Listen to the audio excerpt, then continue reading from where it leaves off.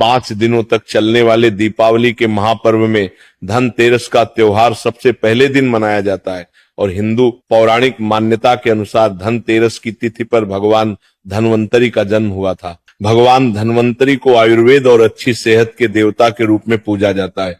दिवाली पर धनतेरस के दिन भगवान धन्वंतरी की पूजा करने से जीवन में सुख, समृद्धि, ऐश्वर्य और अच्छी सेहत का आशीर्वाद प्राप्त होता है।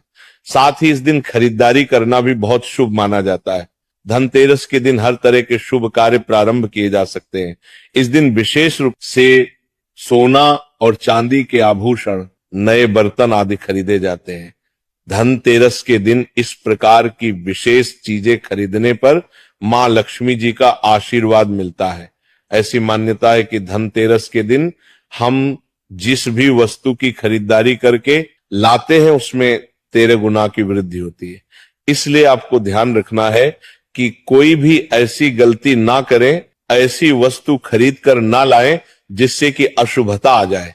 तो धनतेरस के दिन ये चीज कौन सी है, खासकर हम आज के प्रवचन में आपको बताएंगे कि आपको इन 13 विशेष चीजों में से आपको कुछ ना कुछ वस्तुएं खरीदनी ही चाहिए। अगर आप इन सभी 13 वस्तुएं ना खरीद पाए तो इनमें से जो भी आपकी सामर्थ्य हो वह वस्तु आप घर पर खरीद कर ला सकते हैं। धनतेरस के दिन मां लक्ष्मी जी, कुबेर देवता और धन्वंतरी भगवान की पूजा करने से घर हमेशा धन, धान्य, सुख, सुविधा और वैभव से भरा रहता है। धनतेरस के दिन जो लोग सोने चांदी से बने हुए आभूषण या सोना चांदी ना खरीद पाए, उन्हें भी इस दिन कुछ चीज अवश्य ही खरीदनी चाहिए। सबसे पहली वस्तु है नई झाड़ू। धनतेरस के दिन नई झाड़ू खरीदना बहुत शुभ माना जाता है। झाड़ू को मां लक्ष्मी जी का प्रतीक माना जाता है और ऐसा माना जाता है कि नई झाड़ू से धनतेरस के दिन पहले पूजा करके फिर उसका प्रयोग करने से घर की सारी नकारात्मक ऊर्जा दूर हो जाती है और घर में सुख, समृद्धि का वास हो जाता है। अगर हो सके, सामर्थ्य हो तो धनतेरस के दिन एक झाड़ू का गुप्त दान करना चाहिए। इसे आप मंदिर में किसी चौराहे पर या ऐसी जगह पर जहां से कोई भी जरूरतमंद व्यक्ति इस झाड़ू को उठाकर ले जाए, वहां पर आपको रख देना चाहिए। दूसरी वस्तु है साबुत धनिया। धनतेरस के दिन आप कुछ लेकर आए या ना आए, साबुत धनिया तो हर कोई ला सकता है। साबुत धनिया लाकर दिवाली के दिन उसे पूजा करने के बाद अपने ही घर में क्यारी में या गमले में डालना चाहिए और ऐसा करने से कहा जाता है कि घर में आपके जो भी धन है, जो भी आए हैं, उसमें बरकत होने लगती है। अगर आए दिन अनावश्यक रूप से खर्चे होते हो तो उसमें भी रोक लग जाती। इस दिन नमक भी खरीद कर लानी चाहिए। नमक अगर आप डली वाला लाते हैं तो और भी शुभ है, लेकिन आजकल डली वाला नमक मिलना हर जगह मुमकिन नहीं होता है। तो आप जो भी नमक आपको मिल पता हो वो नमक आप इस दिन घर पर लेकर आए। धनतेरस से लेकर दीपावली के अगले दिन गोवर्धन और भाई दूज तक आप इसी नमक का प्रयोग करें और इन 5 दिनों तक लगातार आपको नमक का पोछा भी घर में लगाना चाहिए। ऐसा करने से एक तो दरिद्रता दूर हो जाती है और घर से नकारात्मक ऊर्जा भी दूर हो जाती। चौथी वस्तु जो आपको घर पर लानी चाहिए वो है गोमती चक्र। कहते हैं कि जिस घर में गोमती चक्र होता है वहां सुख, सौभाग्य और समृद्धि की वृद्धि होती है। गोमती चक्र घर पर रखने से वास्तु दोष भी दूर हो जाता है और अगर घर परिवार में किसी भी सदस्य में आत्मविश्वास की कमी हो तो धनतेरस के दिन गोमती चक्र लाकर उनके हाथ से पूजा करवाकर फिर बाद में आपको इन गोमती चक्र को अपने मंदिर में या फिर धन रखने के स्थान पर आपको रख देना चाहिए। ऐसा करने से जो भी संबंधित परेशानी है वो दूर हो जाती है। आपको ये सारी वस्तुएं मार्केट में, पूजा वाली दुकान में बहुत आसानी से मिल जाएंगी। 5वीं वास्तु है कौड़ियां। कौड़ियां आपको सफेद, भूरी, पीली चितकबरी मिल जाएंगी, लेकिन आपको 2 कौड़ी लानी है। वो या तो सफेद लेकर आए या फिर पीले रंग की कौड़ियां लेकर आए। कहते हैं जिस घर में कौड़ियां होती है वहां पर महालक्ष्मी जी हमेशा वास करती है। कौड़ियां मां लक्ष्मी जी को आकर्षित करती है, इसलिए आज के दिन आप 5, 7, 11 या 13 कौड़ियां लाकर आप चाहें तो धनतेरस की शाम को या फिर दीपावली की रात को इनकी पूजा करके रोली, अक्षत, कुमकुम अर्पित करके फिर एक लाल कपड़े में बांधकर आपको अपने घर में जहां पर भी आप धन रखते हैं वहां रख देना चाहिए। हर साल आप इन्हीं पुरानी कौड़ियों की पूजा कर सकते हैं। हर साल आपको कौड़ियां खरीदने की आवश्यकता नहीं है। यदि आप नई कौड़ियां खरीदना ही चाहते हैं तो पुरानी कौड़ियों को आप जल में प्रवाहित कर दें। छठी वस्तु है श्री यंत्र। श्री यंत्र खरीदते समय देखिए कि उस पर सभी चिन्ह, सभी जो भी निशान होते हैं वो अच्छे से अंकित होने चाहिए। श्री यंत्र जिस घर में होता है, नियमित रूप से श्री यंत्र की पूजा जिस घर में होती है, वहां पर भी कभी धन का अभाव नहीं रहता। श्री यंत्र की उत्पत्ति को लेकर धार्मिक पुराणों में उल्लेख मिलता है कि एक बार महालक्ष्मी जी अप्रसन्न होकर पृथ्वी से बैकुंठ लोक चली गई। माता के रुष्ट हो जाने से धरती पर बहुत सारी समस्याएं प्रकट हो गई। ब्राह्मण और महाजन बिना लक्ष्मी जी के निधन हो गए। तब ब्राह्मणों में श्रेष्ठ वशिष्ठ मुनि ने निश्चय किया कि मैं लक्ष्मी जी को प्रसन्न कर पृथ्वी पर वापस ले आऊंगा। जब मुनि वशिष्ठ बैकुंठ में जाकर महालक्ष्मी जी से मिले तो उन्हें पता चला कि महालक्ष्मी जी तो अब प्रसन्न है और वह किसी भी स्थिति में पृथ्वी पर आने को तैयार नहीं है। तब वशिष्ठ जी ने वहीं पर बैठकर भगवान विष्णु की आराधना शुरू कर दी। नारायण ने प्रसन्न है होकर मुनि वशिष्ठ को अपने दर्शन दिए। वशिष्ठ जी ने श्री हरि विष्णु से कहा कि हम पृथ्वी पर बिना लक्ष्मी जी के बहुत दुखी हैं। हमारे सारे आश्रम उजड़ गए, धरती पर वैभव खत्म होने वाला है। ये सुनकर भगवान विष्णु वशिष्ठ मुनि को साथ लेकर महालक्ष्मी जी के पास गए और उन्हें मनाने की कोशिश की, लेकिन फिर भी महालक्ष्मी जी नहीं मानी।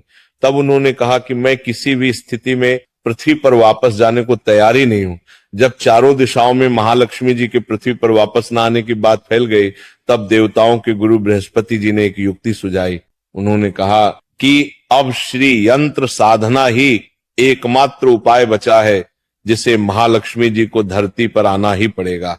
गुरु बृहस्पति जी के निर्देशों से श्री हरि ने धातु पर श्री यंत्र का निर्माण किया और उसे मंत्र सिद्ध प्राण प्रतिष्ठा युक्त करते हुए दीपावली के 2 दिन पूर्व धन त्रयोदशी को श्री यंत्र पर स्थापित करके विधि विधान से उसका पूजन किया।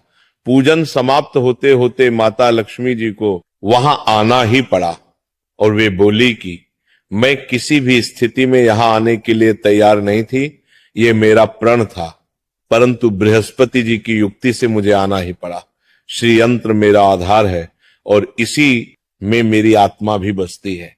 यही कारण है कि धनतेरस के दिन श्री यंत्र खरीदना चाहिए और अपने घर में स्थापित करना चाहिए। 7वीं वस्तु है 7मुखी रुद्राक्ष की माला या फिर 7मुखी रुद्राक्ष। अगर आप धनतेरस के दिन 7मुखी रुद्राक्ष को घर पर लाते हैं और फिर उसकी विधि विधान से पूजा करते हैं या भगवान शिव की पूजा में आप इस रुद्राक्ष को प्रयोग करते हैं, किसी भी मंत्र का जाप करते हैं, तो उससे भी आपके घर में कभी परेशानी नहीं आती। किसी प्रकार का कोई अकाल मृत्यु का भय नहीं रहता, क्योंकि दीपावली दीपों का त्योहार होता है और इस दिन अपने घर में सामर्थ्य के अनुसार दीपक जलाए जाते हैं। धनतेरस के दिन भी दीप जलाने चाहिए। अगर आप चाहते हैं आपके घर में साक्षात महालक्ष्मी जी का वास सदा बना रहे, पूरे वर्ष भर आपके घर में धन की कोई कमी ना रहे, आपको कभी कर्ज लेने की नौबत ना आए, तो ऐसे में धनतेरस की शाम को आप 13 दीपक घर के अंदर और 13 दीपक घर के बाहर जलाएं। ऐसा करने से भी मां लक्ष्मी जी का आशीर्वाद प्राप्त होता है। और धनतेरस के दिन 8वीं जो वस्तु है वह आपको मिट्टी के दीपक जरूर खरीद कर लाने चाहिए। मिट्टी के दीपक आप अपने सामर्थ्य के अनुसार खरीद कर लाने चाहिए। अगर हो सके तो किसी जरूरतमंद को, जहां पर धन का भाव हो, ऐसे घर में आप मिट्टी के दीपक का तेल सहित और बाती सहित रुई सहित दान भी कर सकते हैं। नवी वस्तु जो आपको खरीद कर लानी चाहिए वो है लक्ष्मी जी और गणेश जी की मूर्ति।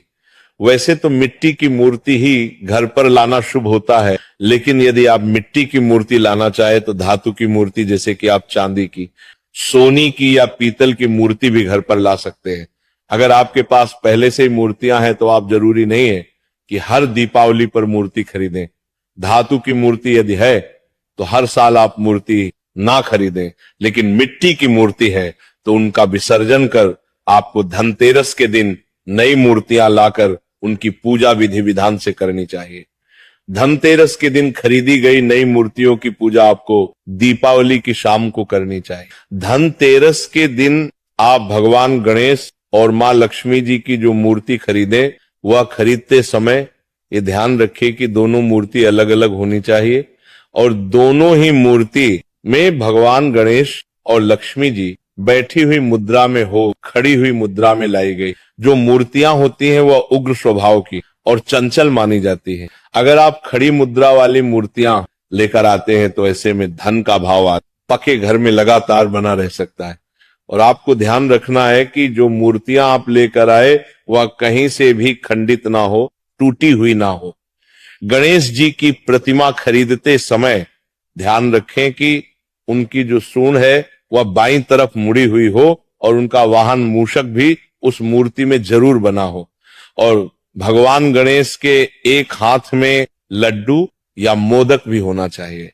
और महालक्ष्मी जी की जो मूर्ति है वह कमल के फूल पर विराजित होनी चाहिए और उनके हाथ में सिक्के हों या फिर सिक्के गिरने वाली अवस्था में हो। ऐसी मूर्तियां घर पर लाना बहुत शुभ होता है। बहुत से लोग आज के दिन उल्लू पर विराजमान मूर्ति या फिर तस्वीर घर पर लेकर आते हैं, लेकिन आपको हाथी या फिर कमल के फूल पर विराजमान लक्ष्मी जी की मूर्ति या तस्वीर ही घर पर लानी चाहिए। कभी भी प्लास्टिक ऑफ पेरिस, जिसे पोप कहते हैं, प्लास्टिक की मूर्तियां इस दिन नहीं खरीदनी चाहिए और ना ही पूजा में उनका प्रयोग करना चाहिए। आप केवल मिट्टी के या फिर धातु की मूर्ति ही लेकर आए। अष्ट धातु की मूर्ति भी आप ला सकते हैं। धनतेरस के दिन आपको जो 10वीं वस्तु खरीदनी चाहिए वह है कुबेर यंत्र। कुबेर यंत्र जिस घर में होता है वहां पर धन के देवता कुबेर का वास होता है, साथ ही मां लक्ष्मी जी भी वहां पर वास करती हैं। आपको उत्तर दिशा में धन कुबेर यंत्र की स्थापना करनी चाहिए। इस दिशा का सही निर्माण परिवार में समृद्धि और खुशियों को लेकर आता है।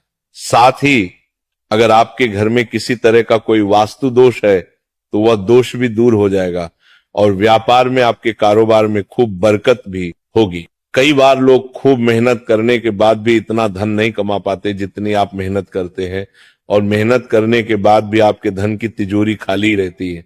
तो उसे पूरा साल भरा रखने के लिए आपको धनतेरस के दिन और दिवाली के दिन कुबेर यंत्र की विधि विधान से पूजा भी करनी चाहिए। कुबेर देवता के मंत्र ओम यक्षराज विद्महे धीमहि तन्नो कुबेर प्रचोदयात का कम से कम 1 माला या 51 बार जाप करना चाहिए। 11वीं वस्तु है सोने चांदी के आभूषण या फिर सिक्का। अपनी सामर्थ्य के अनुसार आपको आज के दिन सोने चांदी के आभूषण या फिर कोई भी चांदी का सिक्का खरीदना चाहिए और उसकी भी पूजा आपको करनी चाहिए। यदि आपकी सामर्थ्य ना हो तो आप सोने चांदी के आभूषण या सिक्के की बजाय मिट्टी के बर्तन या 1 चम्मच भी आज के दिन खरीद कर घर लाते हैं तो इससे भी आपके घर में पूरे साल खूब बरकत होती है। सब जानते हैं कि धनतेरस के दिन नए बर्तनों की खरीदारी की जाती है, लेकिन नए बर्तनों में भी आपको ये ध्यान रखना है कि आज के दिन यदि आप पीतल के बर्तन खरीद कर लाते हैं तो वह ज्यादा शुभागे होते हैं।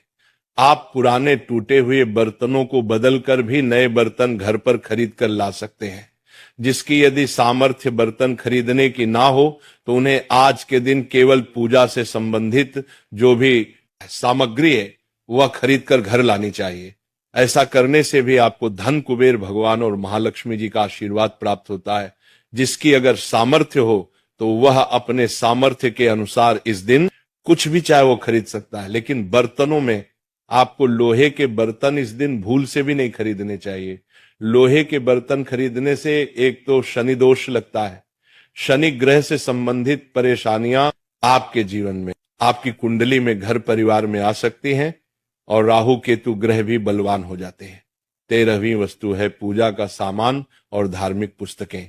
अगर आप अब तक बताई गई सभी 12 वस्तुएं खरीदने में असमर्थ हैं तो आज के दिन यदि आप अपने घर में पूजा से संबंधित कोई भी वस्तु खरीद कर लाते हैं, जैसे कि मिट्टी के दिए वगैरह कुछ भी लेकर आते हैं, तो इससे भी आपको धनतेरस के दिन की गई पूजा का पुण्य अवश्य ही प्राप्त होता है। अगर आपको पूजा से संबंधित कोई सामान लाना है, जैसे कि रोली, अक्षत, कुमकुम, कलावा या फिर कोई भी सामान, लौंग, इलायची, पान, सुपारी, बताशा, तो वो भी आप खरीद कर ला सकते हैं। इसके अलावा आप धार्मिक पुस्तकों में जैसे कि व्रत कथाएं हैं या फिर पूरे हफ्ते पढ़ने वाले जो व्रत त्योहार हैं, आरती की किताब है, और अगर आप पढ़ते हो तो आप पुराण भी अपने घर पर ला सकते हैं। और पुराण घर पर लाने के बाद जब भी आपको समय हो तो खुद भी पढ़ना चाहिए और दूसरों को भी पढ़कर सुनाना चाहिए। ये आपको समय, सारी वस्तुएं, यदि आप इनमें से कुछ भी या सारी वस्तुएं भी खरीद कर लाते हैं तो उससे कहा जाता है कि आपके घर में पूरे वर्ष महालक्ष्मी जी की कृपा बनी रहती है। घर में कभी भी आपको कर्ज लेने की स्थिति नहीं आएगी। आप जितना भी कमाएंगे उसमें आपको 13 गुना की वृद्धि मिलेगी। अगर आज के प्रवचन में दी गई जानकारी आपको पसंद आए और रोज ऐसे ही प्रवचन सुनने के लिए अपने चैनल को सब्सक्राइब करें। बोलो जय मां लक्ष्मी।